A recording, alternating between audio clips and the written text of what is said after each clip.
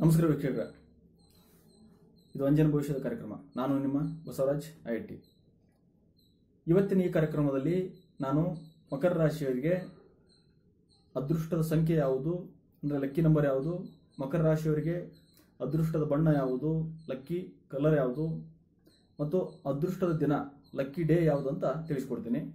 ಅದಕ್ಕಿಂತ ಮೊದಲು ನಮ್ಮ ಈ ಅಂಜನ ಭವಿಷ್ಯದ ಯೂಟ್ಯೂಬ್ ಚಾನಲ್ ಸಬ್ಸ್ಕ್ರೈಬ್ ಮಾಡಿ, ಪಕ್ಕದಲ್ಲಿರ್ತಕ್ಕಂಥ ಬೆಲ್ ಬಟನನ್ನು ಒತ್ತಿ ನಾವು ಕಳಿಸ್ತಕ್ಕಂಥ ವಿಡಿಯೋಗಳನ್ನು, ಮಾಹಿತಿಗಳನ್ನು ನೀವು ಸಕಾಲದಲ್ಲಿ ನೋಡ್ಬೋದು ಅಂತ ಹೇಳ್ತೀನಿ ನಾನು. ಮಕರ ರಾಶಿಯವರಿಗೆ ಅದೃಷ್ಟದ ಸಂಖ್ಯೆ ಯಾವುದಂತ ಮೊದಲೇದಾಗಿ ತಿಳ್ಕೊಳ್ಳೋಣ. ಮಕರ ರಾಶಿ ರಾಶ್ಯಾಧಿಪತಿ ಶನಿಯ ಸಂಖ್ಯೆ 8. ಈ ಸಂಖ್ಯೆ ಮಕರ ರಾಶಿಯವರಿಗೆ ಶುಭ ಸಂಖ್ಯೆನಾ? ನೋಡಿ, ಸಂಖ್ಯಾಶಾಸ್ತ್ರದ ರೀತ್ಯ 8 ಅಷ್ಟೊಂದು ಶುಭವಾಗಿರತಕ್ಕಂಥ ಸಂಖ್ಯೆ ಅಲ್ಲ ಯಾವುದಾದ್ರೂ ಹೊಸ ಕೆಲಸ ಕಾರ್ಯಗಳು ಮಾಡಕ್ಕೆ. ಆದ್ದರಿಂದ ಮಕರ ರಾಶಿ ಇದ್ದು ರಾಶಿಗೆ ಓನರು ಶನಿ ಇದ್ರೂ ಸಹ 8 ಸಂಖ್ಯೆಯಲ್ಲಿ ಯಾವುದೇ ಹೊಸ ಕೆಲಸ ಕಾರ್ಯಗಳನ್ನು ಪ್ರಾರಂಭ ಮಾಡುವುದು ಬೇಡ. ಇದನ್ನು ದಯವಿಟ್ಟು ಗಮನದಲ್ಲಿ ಇಟ್ಕೊಳ್ಳಿ. ಯಾಕಂದರೆ 8 ಅಂತ ಸಂಖ್ಯಾಶಾಸ್ತ್ರ ರೀತಿಯಲ್ಲಿ ಅತ್ಯಂತ ಶುಭವಾಗಿರ್ತಕ್ಕಂಥ ಸಂಖ್ಯೆ ಅಲ್ಲ. ಹಾಗಾದರೆ ಮಕರ ರಾಶಿಯವರು ಯಾವ ಸಂಖ್ಯೆಗಳನ್ನು ಫಾಲೋ ಮಾಡಬೇಕಾಗತ್ತೆ ನೋಟ್ ಮಾಡ್ಕೊಳ್ಳಿ. ಮಕರ ರಾಶಿಯವರಿಗೆ ಅತ್ಯಂತ ಶುಭವಾಗಿರ್ತಕ್ಕಂಥ ಸಂಖ್ಯೆ 5 ಮತ್ತು 6. ದಿ ಬೆಸ್ಟ್ ನಂಬರ್ಸ್ 5 ಮತ್ತು 6. 5 ಸಂಖ್ಯೆಯ ಅಧಿಪತಿ ಓನರು ಅಥವಾ ಯಜಮಾನ ಬಂದು ಬುಧನು ಸಹ ಶನಿಗೆ ಮಿತ್ರ. ಮಕರ ರಾಶಿಯ ಓನರು ಶನಿಗೆ ಮಿತ್ರ ಬುಧ. ಆದ್ದರಿಂದ 5 ಸಂಖ್ಯೆ ಮಿತ್ರ ನಂಬರು ಒಳ್ಳೆಯದಾಗುತ್ತೆ, ಒಳ್ಳೇದು ಮಾಡಿಕೊಡ್ತಾನೆ ಅಂತ. ಆದ್ದರಿಂದ 5 ಮಕರ ರಾಶಿಯಲ್ಲಿ ಶುಭವಾಗಿರ್ತಕ್ಕಂಥ ಸಂಖ್ಯೆ. 6 ಸಂಖ್ಯೆಯ ಓನರು ಶುಕ್ರ ಮತ್ತು ಶನಿಗೆ ಅತ್ಯಂತ ಮಿತ್ರತ್ವ ಇದೆ, ಅತಿ ಕ್ಲೋಸ್ ಫ್ರೆಂಡ್ಸ್ ಅವರು. ಆದ್ದರಿಂದ ಮಕರ ರಾಶಾಧಿಪತಿ ಶನಿಯ ಮಿತ್ರ, ಅತ್ಯಂತ ಕ್ಲೋಸ್ ಆಗಿರ್ತಕ್ಕಂಥ ಸ್ನೇಹಿತ ಶುಕ್ರನ ಸಂಖ್ಯೆ 6. ಈ ಸಂಖ್ಯೆ ಮಕರ ರಾಶಿಯವರಿಗೆ ಹೇಳಿ ಮಾಡಿಸಿದ ಸಂಖ್ಯೆ ಆಗುತ್ತೆ. ಆದ್ದರಿಂದ ಮಕರ ರಾಶಿಯವರು ಸಂಖ್ಯೆ 6ಅನ್ನ ಸಾಮಾನ್ಯವಾಗಿ ಎಲ್ಲ ಕೆಲಸ ಕಾರ್ಯಗಳಲ್ಲಿ ಉಪಯೋಗಿಸಿ ಅಂತ ನಾನು ಖಂಡಿತವಾಗಿ ಹೇಳಬಲ್ಲೆ. ಮಕರ ರಾಶಿ ಅದೃಷ್ಟದ ಸಂಖ್ಯೆ 5 ಮತ್ತು 6 ಅಂತ ನಿಮಗೆ ಗೊತ್ತಾಯಿತು. ಈ 5 ಮತ್ತು 6 ಸಂಖ್ಯೆಗಳು ಯಾವ ರೀತಿ ಆಗಿರ್ಬೇಕಾಗತ್ತೆ ನೋಡಿ. ಸಂಖ್ಯೆಗಳನ್ನ ಕೂಡಿಸಿದಾಗ 5 ಬರಬೇಕು, ಇಲ್ಲ 6 ಬರಬೇಕು. 23, 32 ಈ ಥರ ಸಂಖ್ಯೆಗಳು, ಈ ಥರ ಕೂಡಿಸಿದಾಗ 5 ಬರಬೇಕು, ಇಲ್ಲ 6 ಬರತಕ್ಕಂಥ ಸಂಖ್ಯೆ ಅತ್ಯಂತ ಶುಭವಾಗಿರ್ತಕ್ಕಂಥ ಸಂಖ್ಯೆ. ಉದಾಹರಣೆ ದಿನಾಂಕಕ್ಕೆ ಬಂದರೆ 5ನೇ ತಾರೀಕು, 23ನೇ ತಾರೀಕು ಮತ್ತು 23ನೇ ತಾರೀಕು, 15ನೇ ತಾರೀಕು ಇದು ಶುಭವಾಗಿರ್ತಕ್ಕಂಥ ದಿನಾಂಕಗಳಾಗ್ತವೆ. ಅದೇ ರೀತಿಯಾಗಿ 6ನೇ ತಾರೀಕು, 15ನೇ ತಾರೀಕು ಮತ್ತು 24ನೇ ತಾರೀಕು ಶುಭವಾಗಿರ್ತಕ್ಕಂಥ ದಿನಾಂಕಗಳು ಮಕರ ರಾಶಿಯವರಿಗೆ ಆಗುತ್ತೆ. ಇಲ್ಲಪ್ಪ, ಈಗ ಒಂದು ವೇಳೆ ನಮಗೆ ಕೂಡಿಸಿದಾಗ ಈ ದಿನಾಂಕಗಳಾಯಿತು, ಇನ್ನು ಬೇರೆ ಅಕೌಂಟ್ ಸಂಖ್ಯೆ ಆಗಿರ್ಬೋದು, ಮನೆ ನಂಬರ್ ಆಗಿರ್ಬೋದು, ವಾಹನಗಳ ಸಂಖ್ಯೆ ಆಗಿರ್ಬೋದು. ನೋಡಿ, ವಾಹನಗಳಿಗೆ ಅಕ್ಷರಕ್ಕೂ ಸಹ ಪ್ರತಿಯೊಂದು ಅಕ್ಷರಕ್ಕೂ ಇಂಗ್ಲೀಷಲ್ಲಿ ಬರ್ತಕ್ಕಂಥ ಪ್ರತಿಯೊಂದು ಅಕ್ಷರಕ್ಕೂ ಸಹ ಒಂದೊಂದು ಸಂಖ್ಯೆ ಇರುತ್ತೆ. ಆ ಸಂಖ್ಯೆಯನ್ನು ಕೂಡಿಸಿದಾಗ 5 ಮತ್ತು 6 ಬಂದರೆ ಶುಭ. ಒಂದು ವೇಳೆ ಕೂಡಿಸಿದಾಗ 5 ಅಥವಾ 6 ಸಂಖ್ಯೆ ಬರದಿದ್ದಾಗ ಏನು ಮಾಡಬೇಕು? ಕೂಡಿಸಿದಾಗ 5 ಅಥವಾ 6 ಸಂಖ್ಯೆಗಳು ಬರದೇ ಇದ್ದಾಗಲೂ ಸಹ ಅದಕ್ಕೊಂದು ಎಕ್ಸೆಪ್ಷನಲ್ ಕೇಸ್ ಇದೆ. ಅದೇನಂದ್ರೆ, ಅಟ್ಲೀಸ್ಟ್ ಕೊನೆಗಾದರೂ ಸಹ 5 ಅಥವಾ 6 ಬಂದರೆ ಶುಭವಾಗಿರ್ತಕ್ಕಂಥ ಸಂಖ್ಯೆ, ಅದೃಷ್ಟದ ಸಂಖ್ಯೆ ಆಗುತ್ತೆ ಮಕರ ರಾಶಿಯವರಿಗೆ. 5 ಅಥವಾ 6 ಎಂಡಲ್ಲಿ ಆ ನಂಬರ್ ಇರಬೇಕು. ಹಾಗಾದ್ರೆ ಯಾವ ರೀತಿಯಾಗಿರ್ಬೇಕು? ಆ ನಂಬರು ಏರಿಕೆ ಕ್ರಮದಲ್ಲಿ ಇದ್ರೆ ಅತ್ಯಂತ ಶುಭವಾಗಿರ್ತಕ್ಕಂಥ ಸಂಖ್ಯೆ. ಉದಾಹರಣೆಗೆ 15, 25, 35, 45 ಇದು ತುಂಬಾ ಶುಭವಾಗಿರ್ತಕ್ಕಂಥ ಸಂಖ್ಯೆ ಆಗುತ್ತೆ. ಏರಿಕೆ ಕ್ರಮದಲ್ಲಿ ಕೊನೆಗೆ 5 ಬಂದ್ರೆ ಮಕರ ರಾಶಿ ಅವರಿಗೆ. ಒಂದು ವೇಳೆ ಕೂಡಿಸಿದಾಗ ಈ ಸಂಖ್ಯೆಗಳು ಬರದೇ ಇದ್ದಾಗ ಈ ರೀತಿಯಾಗಿ ಫಾಲೋ ಮಾಡಬೇಕಾಗುತ್ತೆ. ಅದೇ 55 ಬಂದ್ರೆ ಅವರೇಜ್ ಸಂಖ್ಯೆ ಆಗುತ್ತೆ. 65, 75, 85, 95 ಬಂದ್ರೆ ಅದು ಶುಭ ಅಲ್ಲ, ಯಾಕಂದ್ರೆ ಇಳಿಕೆ ಕ್ರಮ ಆಗುತ್ತೆ. ಅದೇ ರೀತಿಯಾಗಿ 06, 16, 26, 36, 46, 56 ಈ ರೀತಿಯಾಗಿ ಎಂಡಲ್ಲಿ 6 ಬರ್ತಕ್ಕಂಥ ಸಂಖ್ಯೆ ಏರಿಕೆ ಕ್ರಮದಲ್ಲಿದ್ದರೆ ಮಕರ ರಾಶಿಯವರಿಗೆ ಶುಭ ಆಗಿರ್ತಕ್ಕಂಥ ಸಂಖ್ಯೆ. ಅದೇ ಒಂದು ವೇಳೆ 66 ಬಂದರೆ ಆವರೇಜ್ ಸಂಖ್ಯೆ ಆಗುತ್ತೆ. 76, 86, 96 ಬಂದರೆ ಇಳಿಕೆ ಕ್ರಮದಲ್ಲಾಗುತ್ತೆ. 96 ಯಾವುದೇ ಕಾರಣಕ್ಕೂ ಬೇಡ. 96 ಇಳಿಕೆ ಕ್ರಮದಲ್ಲಿ ಬಂದರೆ ಬೇಡ. 6 ಯಾಕಂದ್ರೆ 6 ಇಳಿಕೆ ಕ್ರಮದಲ್ಲಿ ಬರುತ್ತೆ. ಓಕೆ, ಈ ರೀತಿಯಾಗಿ ಕೂಡಿಸಿದಾಗ 5 ಅಥವಾ 6 ಸಂಖ್ಯೆ ಬಂದ್ಬಿಟ್ರೆ ಅದು ಇಳಿಕೆ ಕ್ರಮದಲ್ಲಿರಲಿ ಏರಿಕೆ ಕ್ರಮದಲ್ಲಿರಲಿ 5 ಅಥವಾ 6 ಅದನ್ನು ನೀವು ಫಾಲೋ ಮಾಡ್ಬೋದು. ಒಂದು ವೇಳೆ ಕೂಡಿಸಿದಾಗ 5 ಅಥವಾ 6 ಬರದೇ ಇದ್ದಾಗ ಆ ಸಂದರ್ಭದಲ್ಲಿ ಮಾತ್ರ ಎಂಡ್ ಆಗ್ತಕ್ಕಂಥ ಸಂಖ್ಯೆ ಯಾವಾಗಲೂ ಏನಿರಬೇಕು, ಏರಿಕೆ ಕ್ರಮದಲ್ಲಿ ಇರಬೇಕು, 5 ಅಥವಾ 6 ಮಕರ ರಾಶಿಯವರಿಗೆ. ಹಾಗಾದ್ರೆ ಇಷ್ಟೊತ್ತು ನೀವು ಮಕರ ರಾಶಿಯವರಿಗೆ ಅತ್ಯಂತ ಶುಭವಾಗಿರ್ತಕ್ಕಂಥ ಸಂಖ್ಯೆ, ಅದೃಷ್ಟದ ಸಂಖ್ಯೆ, ಲಕ್ಕಿ ನಂಬರ್ ಯಾವುದು ಅಂತ ನಿಮಗೆ ಗೊತ್ತಾಗಿದೆ. 5 ಮತ್ತು 6 ಮಕರ ರಾಶಿಯವರಿಗೆ ಅತ್ಯಂತ ಶುಭವಾಗಿರ್ತಕ್ಕಂಥ ಸಂಖ್ಯೆಗಳು. ನೋಟ್ ಮಾಡ್ಕೊಳ್ಳಿ. ಇನ್ನು ನೆಕ್ಸ್ಟು ಮಕರ ರಾಶಿಯವರಿಗೆ ಶುಭವಾಗಿರ್ತಕ್ಕಂಥ ಬಣ್ಣ. ಹಾಗಾದ್ರೆ ಮಕರ ರಾಶಿಯವರಿಗೆ ಶುಭವಾಗಿರ್ತಕ್ಕಂಥ ಬಣ್ಣ ಹಸಿರು, ಕಪ್ಪು, ಬಿಳಿ ಮತ್ತು ನೀಲಿ ಬಣ್ಣ ಮಕರ ರಾಶಿಯವರಿಗೆ ಶುಭವಾಗಿರ್ತಕ್ಕಂಥ ಬಣ್ಣಗಳು ಆಗ್ತವೆ. ಹಾಗಾದರೆ ಮಕರ ರಾಶಿಯವರಿಗೆ ಶುಭವಾಗಿರ್ತಕ್ಕಂಥ ಬಣ್ಣಗಳು ಬಂದು ಕಪ್ಪು, ನೀಲಿ, ಬಿಳಿ ಮತ್ತು ಹಸಿರು ಅತ್ಯಂತ ಶುಭವಾಗಿರ್ತಕ್ಕಂಥ ಬಣ್ಣಗಳು.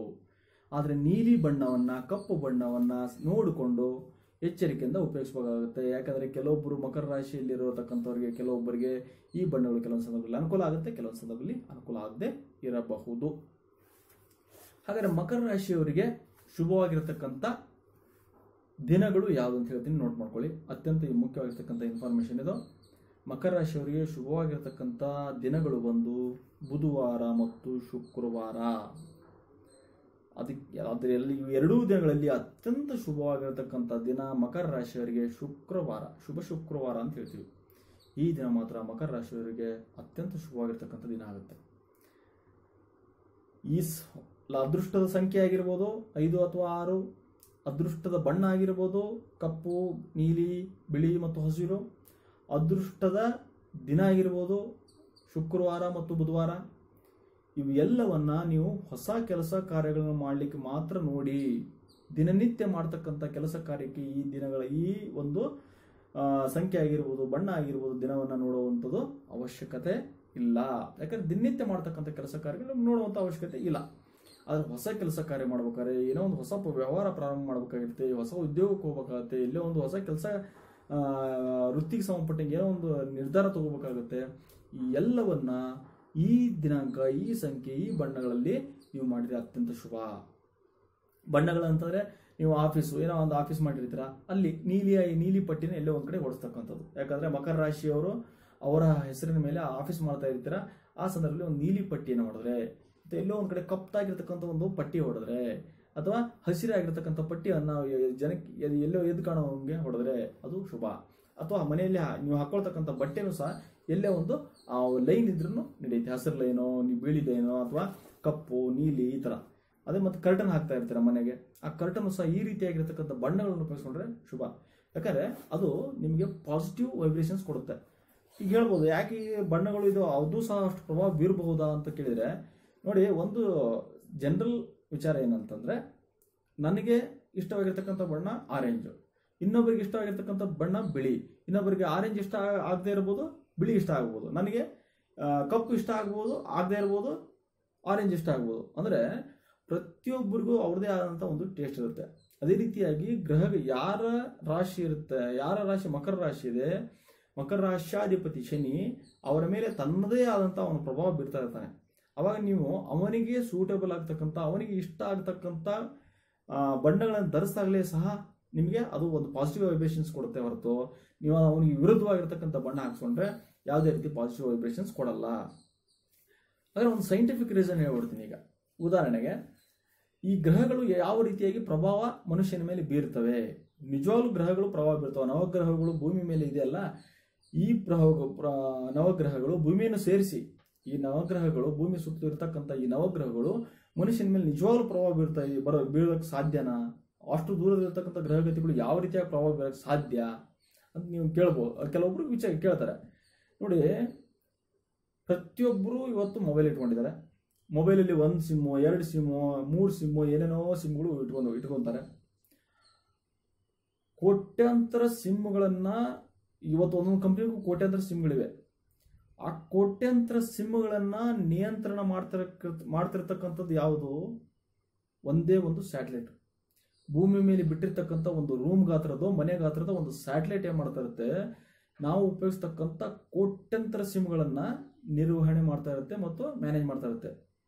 ಎಲ್ಲೋ ದೂರದಲ್ಲಿರ್ತಕ್ಕಂಥ ಒಂದು ಮನೆ ಗಾತ್ರದ, ಒಂದು ರೂಮ್ ಗಾತ್ರದ ಒಂದು ಸ್ಯಾಟಲೈಟು ನಮ್ಮ ಕೋಟ್ಯಾಂತರ ಸಿಮ್ಗಳನ್ನು ವಿಡಿಯೋ ಕಾಲ್ ಮಾಡ್ತೀವಿ, ಚಾಟಿಂಗ್ ಮಾಡ್ತೀವಿ, ಮೆಸೇಜ್ ಮಾಡ್ತೀವಿ, ಆಮೇಲೆ ಯೂಟ್ಯೂಬಲ್ಲಿ ಪ್ರೋಗ್ರಾಮ್ಗಳನ್ನ ನೋಡ್ತೀವಿ, ಟಿ ವಿ ನೋಡ್ತೀವಿ. ಈಗ ಇನ್ನೂ ಅಡ್ವಾನ್ಸ್ ಆಗಿ ಏನೇನೋ ಬಂದ್ಬಿಟ್ಟಿದೆ. ಇದೆಲ್ಲವನ್ನ ನಮ್ಗೆ ಹೆಂಗೆ ಬೇಕು ಹಾಗೆ ನಿಯಂತ್ರಣ ಮಾಡ್ತಾ ಇರ್ತಕ್ಕಂಥ ಒಂದು ಸ್ಯಾಟಲೈಟ್ ಚಾನಲ್, ಎಲ್ಲೋ ದೂರಲ್ಲಿರ್ತಕ್ಕಂಥ ಒಂದು ಸ್ಯಾಟಲೈಟ್ ಚಾನಲ್ ನಮ್ಮ ಮೊಬೈಲ್ ಇರತಕ್ಕಂಥ ಒಂದು ಚಿಕ್ಕ ಸಿಮ್ಮನ್ನು ಅಷ್ಟು ತನಗೆ ಹೇಗೆ ಬೇಕು ಹಾಗೂ ಆ್ಯಕ್ಟಿವ್ ಮಾಡುತ್ತಂದ್ರೆ,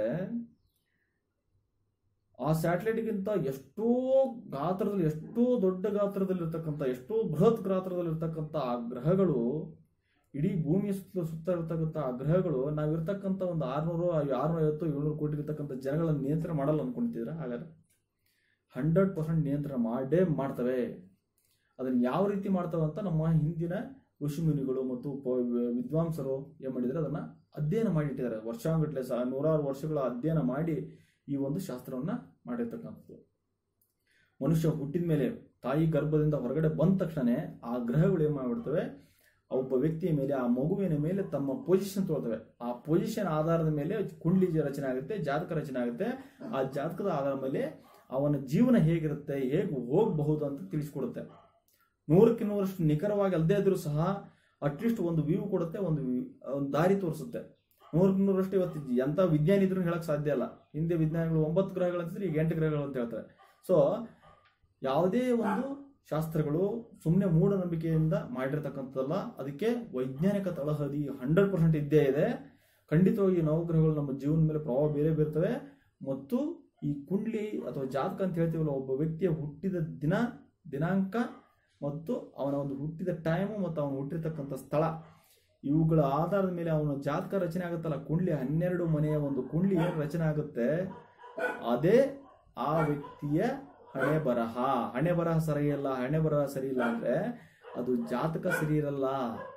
ಅಂದ್ರೆ ನಿಮ್ಮ ಪ್ರಾರಬ್ಧ ಕರ್ಮಾನುಸಾರ ಯಾವುದೋ ಜನದಲ್ಲಿ ಯಾರಿಗೂ ಏನೋ ತೊಂದರೆ ಮಾಡಿರ್ತೀರಾ, ಅಥವಾ ಯಾರಿಗೂ ಒಂದು ಒಳ್ಳೆ ಮಾಡಿರ್ತೀರಾ, ಪುಣ್ಯ ಪಾಪ ಇವೆಲ್ಲವನ್ನ ಅನಲೈಸ್ ಮಾಡಿ ಅದನ್ನ ಆ ಮಗುವಿನ ಜನ್ಮ ಇಂಥವ್ರ ಹೊಟ್ಟೆಯಲ್ಲಿ, ಇಂಥ ಸಿಚುವೇಶನ್, ಇಂಥವ್ರ ಮನೆಯಲ್ಲಿ, ಇಂಥ ಕಂಡೀಷನ್ ಅಲ್ಲಿ, ಇಂಥ ಪರಿಸರದಲ್ಲಿ ಆಗ್ಬೇಕಂತ ದೇವರು ವಿಧಿ ಲಿಖಿತ. ಆ ಒಂದು ಲಿಖಿತದ ಆದ ಮೇಲೆ ಅವನ ಜನ್ಮ ಆಗುತ್ತೆ. ಆ ಜನ್ಮದ ಆದ ಮೇಲೆ ಅವ್ರ ಗ್ರಹಗತಿಗಳು ಅವನ ಮೇಲೆ ಪೊಸಿಷನ್ ತೊಳ್ತವೆ. ಅದ್ರ ಮೇಲೆ ಅವನ ಜೀವನ ಹೋಗ್ತಾ ಇರುತ್ತೆ. ಸೊ ಇದನ್ನೆಲ್ಲ ನಾವು ನೋಡ್ಬೇಕಾಗುತ್ತೆ. ಆದ್ದರಿಂದ ಇವತ್ತಿನ ಈ ಒಂದು ಕಾರ್ಯಕ್ರಮದಲ್ಲಿ ಮಕರ ರಾಶಿಗೆ ಲಕ್ಕಿ ನಂಬರ್ ಯಾವುದು, ಲಕ್ಕಿ ದಿನ ಯಾವುದು, ಲಕ್ಕಿ ಬಣ್ಣ ಯಾವುದು ಅಂತ ನಾನು ಇವತ್ತು ಹೇಳ್ಕೊಟ್ಟಿದ್ದೀನಿ. ಇದೆಲ್ಲವನ್ನ ಫಾಲೋ ಮಾಡಿ. ಎಲ್ಲಕ್ಕಿಂತ ಮುಖ್ಯವಾಗಿ ಈ ಹೇಳಿರ್ತಕ್ಕಂಥ ಲಕ್ಕಿ ನಂಬರು, ಲಕ್ಕಿ ದಿನ, ಲಕ್ಕಿ ಬಣ್ಣ ಇವುಗಳನ್ನು ಫಾಲೋ ಮಾಡಿದ್ರೆ ಮುಕ್ಕಾಲಕ್ಕಿಂತ ಹೆಚ್ಚಿಗೆ ಅನುಕೂಲ ಆಗಬಹುದು. ಆದರೆ ಸ್ಪಷ್ಟವಾಗಿ ನಿಖರವಾಗಿ ಇನ್ನೂ ಹೆಚ್ಚು ಬೆನಿಫಿಟ್ನ ನೀವು ಪಡಿಬೇಕಂದ್ರೆ ಮತ್ತೆ ಯಾವುದು ಅತಿ ಒಳ್ಳೆಯದು ಸಂಖ್ಯೆ, ಅತಿ ಒಳ್ಳೆ ಇರ್ತಕ್ಕಂಥ ಬಣ್ಣ, ಅತಿ ಒಳ್ಳೆಯದಾಗಿರ್ತಕ್ಕಂಥ ದಿನ ಅಂತ ನೀವು ನಿರ್ಧರಿಸಬೇಕಾದ್ರೆ ಸಂಪೂರ್ಣವಾಗಿ ಜಾತಕವನ್ನು ತೋರಿಸಲೇಬೇಕು. ಯಾಕಂದ್ರೆ ಲಗ್ನ ಬೇರೆ, ಲಗ್ನ ಶತ್ರುವಿನ ಲಗ್ನ ಆಗಿರ್ಬೋದು, ಇವೆಲ್ಲ ನಾವು ನೋಡ್ಬೇಕಾಗುತ್ತೆ. ಸೊ ಲಗ್ನ, ರಾಶಿ ಇವೆಲ್ಲ ನೋಡಿ ಮಿತ್ರ ಯಾರು, ಶತ್ರು ಯಾರು, ಬಾಧಕಾಧಿಪತಿ ಯಾರು, ಯೋಗಾಧಿಪತಿ ಯಾರು, ಉಚ್ಚನಾಗಿದ್ದಾನ, ನೀಚನಾಗಿದ್ದಾನ, ಇವೆಲ್ಲವನ್ನು ನೋಡ್ಬೇಕಾಗುತ್ತೆ. ಮತ್ತು ದೃಷ್ಟಿ ಯಾವುದಿದೆ, ದೋಷಗಳು ಯಾವುದಿದೆ, ಆಮೇಲೆ ಸಾಡೆ ಸಾತಿ ಏನಿದೆ, ಸರ್ಪದೋಷ ಇದೆಯಾ, ಜಾತಕವನ್ನು ಸಂಪೂರ್ಣವಾಗಿ ಅನಲೈಸ್ ಮಾಡಿದ ನಂತರವೇ ನಿಮಗೆ ಶುಭವಾಗಿರ್ತಕ್ಕಂಥ ಸಂಖ್ಯೆ, ಶುಭವಾಗಿರ್ತಕ್ಕಂಥ ದಿನ, ಶುಭವಾಗಿರ್ತಕ್ಕಂಥ ಬಣ್ಣವನ್ನು ಸ್ಪಷ್ಟವಾಗಿ ಫಾಲೋ ಮಾಡೋಕ್ಕೆ ದಾರಿ ಆಗುತ್ತೆ. ಅಲ್ಲಿವರೆಗೂ ಸಹ ಈಗ ಹೇಳ್ತಕ್ಕಂಥ ಸಂಖ್ಯೆಗಳನ್ನ, ದಿನಗಳನ್ನ, ಯಾವುದೋ ಸಂಖ್ಯೆಗಳನ್ನ, ಶತ್ರುಗಳ ಸಂಖ್ಯೆ ಫಾಲೋ ಮಾಡೋದಕ್ಕಿಂತ ಅಟ್ಲೀಸ್ಟ್ ಈಗ ಸೂಟೇಬಲ್ ಹತ್ತಿರ ಇರತಕ್ಕಂಥ ಈ ಶುಭವಾಗಿರ್ತಕ್ಕಂಥ ಸಂಖ್ಯೆಗಳನ್ನ, ಬಣ್ಣಗಳನ್ನ, ದಿನಗಳನ್ನ ಫಾಲೋ ಮಾಡಿ ಅಂತ ಹೇಳ್ತಾ, ಅದು ಒಳ್ಳೇದು ಮಾಡುತ್ತೆ ಅಂತ ಹೇಳ್ತಾ, ಇವತ್ತಿನ ಈ ಕಾರ್ಯಕ್ರಮ ನೋಡಿರ್ತಕ್ಕಂಥ ನಿಮ್ಮೆಲ್ಲರಿಗೂ ಸಹ ಆ ಭಗವದ್ತಾಯಿ ಒಳ್ಳೇದು ಮಾಡಿ ಅಂತ ನಾನು ಹಾರೈಸ್ತಾ ಇವತ್ತಿನ ಕಾರ್ಯಕ್ರಮಕ್ಕೆ ಮಂಗಳ ಹಾಡ್ತಾ ಇದ್ದೀನಿ. ನಮ್ಮ ಯೂಟ್ಯೂಬ್ ಚಾನಲ್ನ ಸಬ್ಸ್ಕ್ರೈಬ್ ಮಾಡಿ, ಅಂಜನ ಭವಿಷ್ಯದ ಯೂಟ್ಯೂಬ್ ಚಾನಲ್ನ ಸಬ್ಸ್ಕ್ರೈಬ್ ಮಾಡಿ ಅಂತ ಹೇಳ್ತಾ ಇವತ್ತಿನ ಕಾರ್ಯಕ್ರಮಕ್ಕೆ ಮಂಗಳ ಹಾಡ್ತಾ ಇದ್ದೀನಿ. ಎಲ್ಲರಿಗೂ ಒಳ್ಳೆಯದಾಗಲಿ. ನಮಸ್ಕಾರ.